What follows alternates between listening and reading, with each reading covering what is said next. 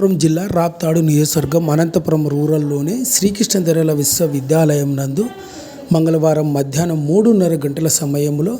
శ్రీకృష్ణదేవరాయల విశ్వవిద్యాలయం Richter professor Venkata Naidu మంగళవారం మధ్యాహ్నం 3:30 గంటల సమయంలో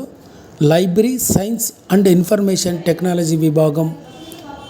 అటెండెన్స్ తనిఖీ చేయడం జరిగింది. ఈ సందర్భంగా రెక్టర్ ప్రొఫెసర్ వెంకటనాయుడు మీడియాతో మాట్లాడుతూ శ్రీకృష్ణదేవరాయల విశ్వవిద్యాలయం central library science and information technology విభాగం 2వ సంవత్సరం చదువుతున్న విద్యార్థి విష్ణువర్ధన్ను సస్పెండ్ చేస్తున్నామన్నారు. వైస్ ఛాన్సలర్ ప్రొఫెసర్ అనిత ఆదేశాల మేరకు ప్రిన్సిపల్ కృష్ణమూర్తి ఉత్తర్వు జారీ చేయడం జరిగిందని, అందుకు సంబంధించిన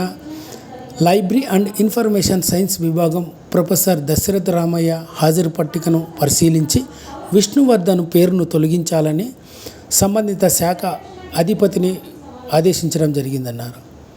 విద్యార్థి విష్ణువర్ధన్ స్థానిక ఇంజనీరింగ్ కళాశాల విద్యార్థినిని ప్రేమ పేరుతో వేధింపులకు గురి చేయడంతో పాటు విష్ణువర్ధన్పై స్థానిక పోలీస్ స్టేషన్లో కూడా కేసు నమోదు కావడం జరిగిందని, ఈ సందర్భంలోనే